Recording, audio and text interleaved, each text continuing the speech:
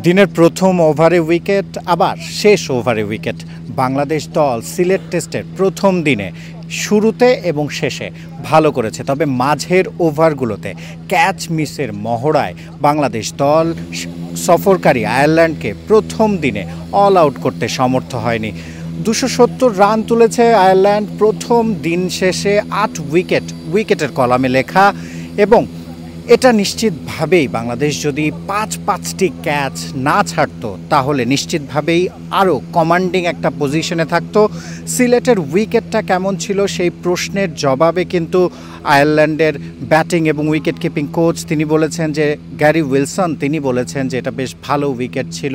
এবং সেখানে হাসান মাহমুদ বাংলাদেশের পক্ষে যিনি দিন পরবর্তী সংবাদ সম্মেলনে এসেছিলেন তিনিও বলেছেন যে উইকেটটা বেশ ভালো ছিল। সেক্ষেত্রে 300 রান খুব বেশি রান না, যদিও 300 রান থেকে এখনও 30 রান দূরে আয়ারল্যান্ড।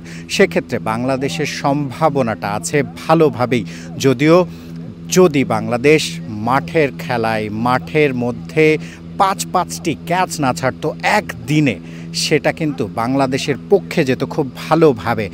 সিলেট টেস্টের প্রথম দিনে বাংলাদেশ দল এগিয়েই আছে বলতেই হবে। দুই দলের যেই সদস্য এসেছিলেন দিন পরবর্তী সংবাদ সম্মেলনে প্রথম দিনের খেলা শেষে, গ্যারি উইলসন এবং হাসান মাহমুদ দুজনই বলেছেন, বিশেষ করে গ্যারি উইলসন বলেছেন শেষ উইকেটটা যাবার পর বাংলাদেশ দল কমান্ডিং সিচুয়েশনে আছে। এবং হাসান মাহমুদ বলেছেন যে এখানে ব্যাটারদের জন্য সুবিধা ছিল, যদিও প্রথম দিনে স্পিনারদের ওরকম সুবিধা ছিল না, তবে বাংলাদেশের স্পিনাররা ভালো লাইন লেন্থে বল করায় তাদেরকে আটকে রাখতে পেরেছে এবং হাঁসফাঁস করে ব্যাটাররা তেড়ে ফুড়ে মারতে গিয়ে কিন্তু আউট হয়েছেন। এবং প্রথম সেশনটা যদি বলি, বাংলাদেশ প্রথম ওভারে উইকেট তুলে নেবার পর অ্যান্ডি বালবার্নির সেখানে পল স্টার্লিং কিন্তু দারুণ একটা জুটি গড়েন এবং সেখান থেকে 94 রানে 1 উইকেট নিয়ে প্রথম সেশন শেষ করে সফরকারীরা। সেখান থেকে দ্বিতীয় সেশনে বাংলাদেশ দল 3 উইকেট নিতে পারে, 4 উইকেট 184 রান নিয়ে টি ব্রেকে যায় আয়ারল্যান্ড। শেষ সেশনে কিন্তু বাংলাদেশ 4 উইকেট তুলে নিয়ে ম্যাচে নিজেদের দাপটটা একটু হলেও রেখেছে। আমি আবারও বলতে চাই যে যেভাবে বাংলাদেশ দল ক্যাচ মিস করেছে সেটা কিন্তু নিশ্চিতভাবেই বাংলাদেশ দলের সবাইকে আহত করেছে, বিশেষ করে বোলাররা। অভিষিক্ত হাসান মুরাদ তিনি উইকেট পেতে পারতেন, শুরুর দিকেই কিন্তু নাজমুল হোসেন শান্ত ক্যাচ ছেড়েছিলেন। শুরুর ক্যাচটা অবশ্য ছেড়েছিলেন সাদমান ইসলাম, এরপর একে একে তাইজুল ইসলাম, মেহেদি হাসান মিরাজ, নাজমুল হোসেন শান্ত, মুশফিকুর রহিম সবাই ক্যাচ ছেড়েছেন। গুনে 5টি ক্যাচ ছেড়েছে বাংলাদেশ দল। এবং দিন শেষে একটু আক্ষেপ কিন্তু থাকতেই পারে, যদিও হাসান মাহমুদ যিনি সংবাদ সম্মেলনে এসেছিলেন তিনি বলেছেন যে এটা ক্যাচ মিস হতেই পারে, কিন্তু বোলারদেরও খারাপ লাগে সেটা তিনি আড়াল করেননি। খারাপ লাগার কথা সমর্থকদেরও, কারণ আয়ারল্যান্ডের মতো প্রতিপক্ষ যারা টেস্ট ক্রিকেটে একেবারেই নবীন, যাদের সাফল্যের ঘরে এখনও কিছু ওঠেনি, সেখানে তাদের বিপক্ষে একেবারে দাপট দেখিয়ে না জেতাটা আসলে বাংলাদেশ ক্রিকেটের জন্য একটু হলেও অসম্মানের। 25টা বছর পার হয়ে গেছে টেস্ট ক্রিকেট খেলার, সেখানে বাংলাদেশ দল আরও একটু দাপট দেখাবে সেটাই সবার কাম্য।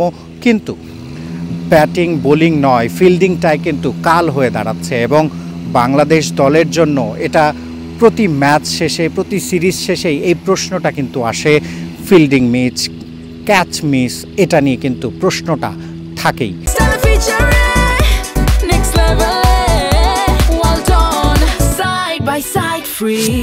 এবং সেই প্রশ্নের উত্তর খুঁজতে হবে, খুব দ্রুত খুঁজতে হবে, না হলে দাপট দেখানোটা কঠিন হবে।